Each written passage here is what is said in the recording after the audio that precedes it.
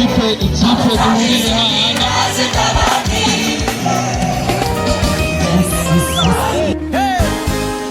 Nyakayaga oye, intsinzi ni yacu, abakobwa n'abahungu twese turi bamwe.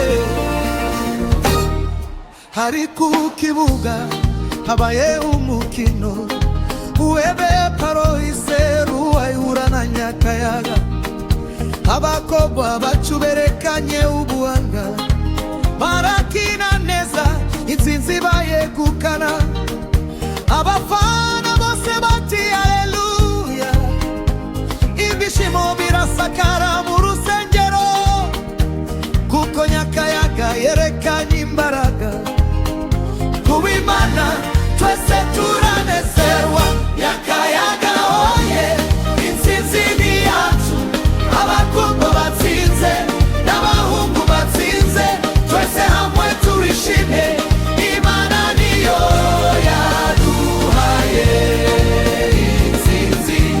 Nyakayaga oye, twese turaririmba mu ngoma y'amatorero, turi umwe, urukundo raduhuje, football iradushimisha.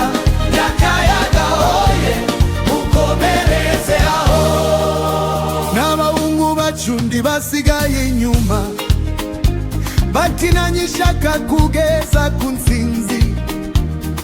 Ruhuwa twakinye mu mahoro, dusangira urukundo nk'abavandimwe, nubwo ku kibuga haboneka utsinze, mu muka turi umwe muri Kristo. Football iduhuza ikadushimisha, icyubahiro tuzayishimana.